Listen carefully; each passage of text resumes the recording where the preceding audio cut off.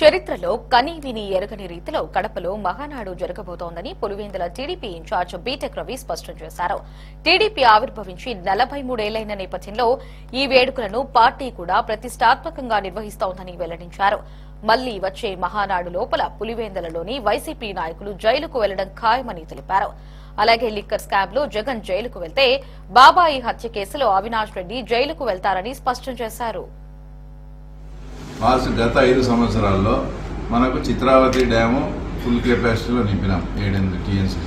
వైడిపాలెం కూడా దాదాపు 4.5 నుంచి 5 టీఎంసీలు నింపినా కూడా ఒక్క ఎకరాకు అదనంగా కూడా జగన్మోహన్ రెడ్డి ప్రభుత్వ హయాంలో ఏమన్నా నీళ్ళు ఇచ్చినారేమో రైతులకు, దానికి సమాధానం చెప్పమంటే చెప్పరు. లాస్ట్ 5 ఇయర్స్ మీరందరూ గమనించండి, డ్రిప్ మెటీరియల్ అనేది రాలేదని భంగపోయి మనమంతా హార్టికల్చర్ బెల్ట్లో ఉన్నాము. అరటి కానీ, చీనీ కానీ, ఇంకా మిగతా మిరప అన్నిటికీ కూడా డ్రిప్ అవసరము. అంతకుముందు గతంలో చంద్రబాబు నాయుడు ఉన్నప్పుడు 10 acres వరకు 10-90 అంటే మనం 10% కడితే 90% సబ్సిడీలో వచ్చేది ఉన్నది. అది గత 5 సంవత్సరాలు ఎక్కడా కూడా లేకుండా చేసినాడు. ఏమనంటే పాత బకాయిలు ఉన్నాయి, అది ఇది. పాత బకాయిలు ఉంటే అది జనరల్గా రొటీన్ ప్రాసెస్. ఆ డ్రిప్ సంస్థలకు 100 కోట్లు 50 కోట్లు ఇచ్చే కూడా మళ్ళీ ఇస్తామని వాళ్ళు చెప్పినా కూడా ఇవ్వకుండా గత లాస్ట్ 5 సంవత్సరాల్లో డ్రిప్ మెటీరియల్ లేకుండా కూడా రైతులను సర్వనాశనం చేశారు.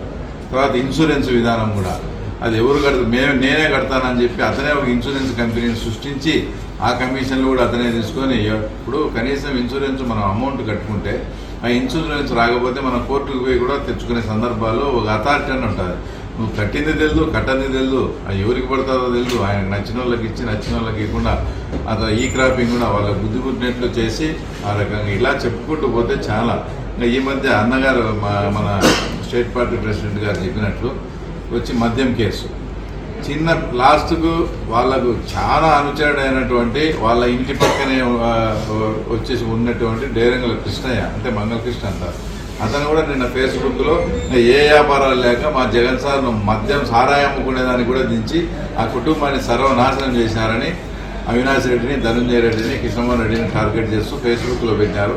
అదంతా TV9 మొత్తం ఛానల్స్లో కూడా వచ్చింది. అంటే వాళ్ళంతకు వాళ్ళే ఈ వ్యాపారం మేము చేసినాము, ఈ డబ్బులు దాంట్లో తిన్నాము, దాని జోలికి మీరు పోకుండా ఉండాల్సిందని వాళ్ళ అనుచరులు, వాళ్ళ కుటుంబ సభ్యులైనటువంటి వాళ్ళే చెప్పే పరిస్థితి. ఈ రకంగా ప్రపంచంలో ఎక్కడా కానీ 5 సంవత్సరాలు మన డబ్బులు పెట్టి మనము తాగేది కూడా మనకు నచ్చిన బ్రాండ్ కాకుండా జగన్మోహన్ రెడ్డికి నచ్చిన బ్రాండ్ తాగించిన ముఖ్యమంత్రి, 5 ఏళ్ళు ప్రజలతో అతనికి నచ్చిన బ్రాండ్లనే తాగించిన ముఖ్యమంత్రి నాకు తెలిసి ప్రపంచంలో ఎక్కడా కానీ లేడు. కాబట్టి ఇన్ని పాపాలు చేశారు కాబట్టి ఖచ్చితంగా దేవుడు అనే అతను ఏదో రూపంలో వాళ్ళకు శిక్ష వేస్తాడు. ఇప్పుడు అవన్నీ కూడా కొలిక్కొచ్చి మద్యం కేసులో జగన్మోహన్ రెడ్డి తప్పించుకునే సమస్య లేదు, వివేకానంద రెడ్డి కేసులో అవినాష్ రెడ్డి తప్పించుకునే సమస్య లేదు. తొందరగా మళ్ళీ వచ్చే మహానాడు కల్లా వీళ్ళు 100% ఊచలు లెక్క పెడతా ఇక్కడ ఉంటారు. వైఎస్ఆర్సీపీ అనే పార్టీనే ఇక్కడ లేకుండా కూడా ఉండే పరిస్థితి